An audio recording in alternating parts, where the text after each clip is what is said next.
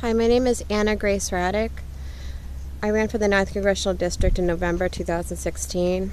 So I wanted to make this video, and I thought long and hard, should I make this video, but I think I should because I really don't think I have much time. I'm being harassed for a life insurance policy. I just kind of wanted to get a dialogue started about who signs these policies and why people can't get new IDs or have their life spared by rolling money around, cooking the books. I heard that someone put my new name, Anna, on my insurance policy, which is a form of cooking the books. I don't understand why they can't cook the books so that I get to live. Just something to think about, but, you know, when I was trafficked to marry a foreigner who's also a victim of trafficking, who was born in India, southern India, and who was a computer engineer and a mechanical engineer, I learned through him that India actually has a caste system. They have a caste system. It's tiered.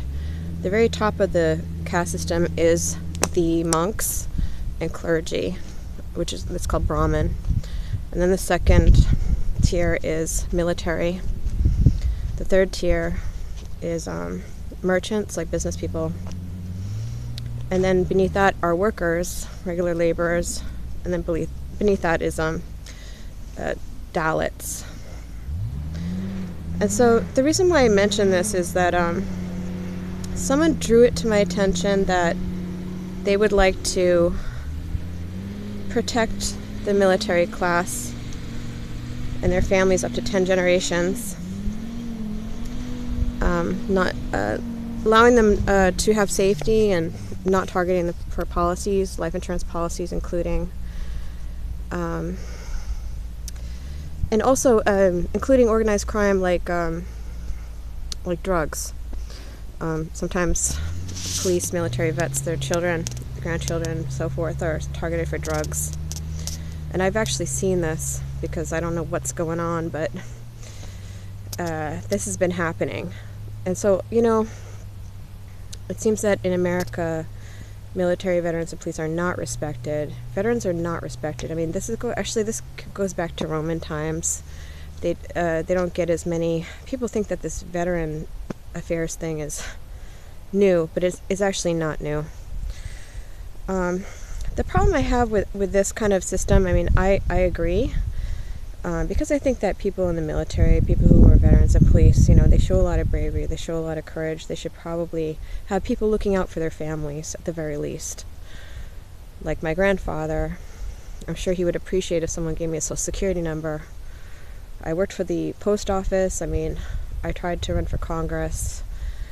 I actually took a civil service exam. I'm sure he'd really appreciate if someone would help me out here. But having lived the life I've lived, I think there's kind of a caste system, a natural one that exists. And so my family moved out to the middle of nowhere here, and I'm actually I come from kind of a slightly different breed. I come from, you know, well, there's military people here, but I also come from business people, and I don't think my family's used to being out in such a rural area like this with no township or what have you. So anyway, the reason why I mention that is because I've learned what it's like to not have a voice, particularly because I'm female. And you know, I know for a long time since I was a kid that I was pretty strong, and I had, you know, and growing up and everything, I learned that, you know, some people are not that strong and they kind of need us to help them. So, you know, as far as the white slavery thing goes, I think there is white slavery going on. I think women are being selected because they do have white skin, and some traffickers do prefer to look at them. There's that, but you know, I just feel that everyone deserves to live, and no one should be a victim of this crime. You know, it's true that military people should be in a protected situation. You know, they should have people looking out for them. But You know, I've always been the type of person where I kind of stuck up for people, and particularly people, you know, I worked in MRMH, I worked with homeless people, and I have a big heart for people who, you know, there's a lot of people just can't really speak up. I mean, even my ex-husband, he's from a different country, he doesn't think he has any rights. So I really believe that MetLife and Prudential should think about a system. I know you guys are putting my new name on my policy and you're keeping it active without me paying it. I've never paid into it. I know you guys are doing this. Why don't you just, that's a form of cooking the books, the new name that this judge gave me in the civil court. It's a form of cooking the books. Why don't you just cook the books to allow me to live?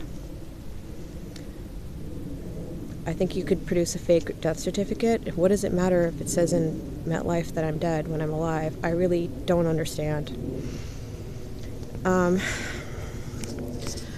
So, you know, this life is actually built on the strong, and there's like this system of hierarchy, people kind of pushing people down just to get up in life.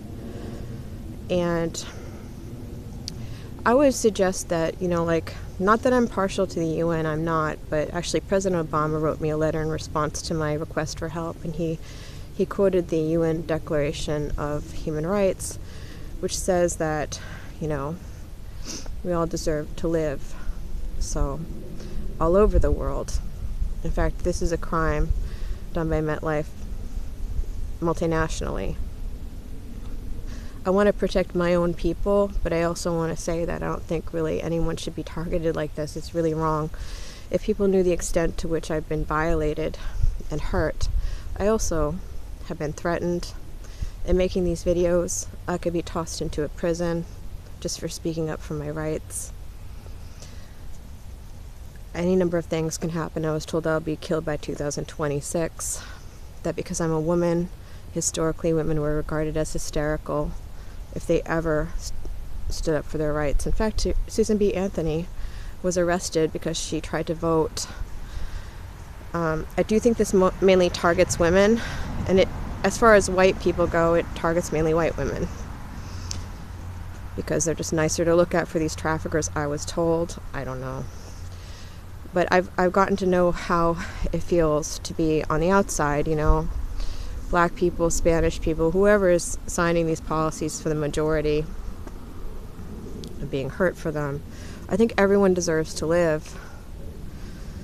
You know, also, you know, as far as the military goes, choosing people based on race is kind of wrong too. I actually know people who are half Middle Eastern. Their grandfather earned a Purple Heart, and also, and they're American. And also I know of a girl who's partially Jewish who's married to an army man. So, you know, these racial distinctions, the distinction of where a man falls in the society,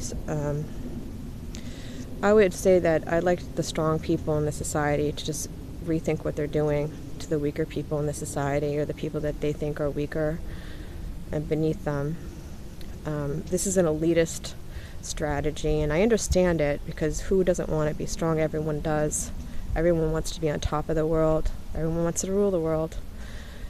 I would just like to suggest that you consider what I have to say. Please move things around in your company, in your multinational company, which you are capable of doing. I know you're not doing it because you don't want to face what you've been doing. I think you should just rip it off like a Band-Aid. Just do it. Don't put all these people into coffins just so that you can benefit and profit. And so I ask you to do that. I think it's the right thing to do. Anytime we do something that's right, we can't go wrong, even if we die doing it. That's what I really believe. So I just wanted to make this video.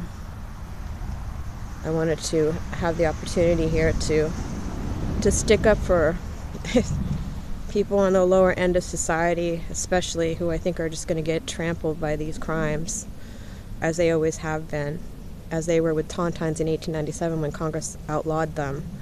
In 1906, life insurance began. So yes, maybe you should consider a new system of judgment.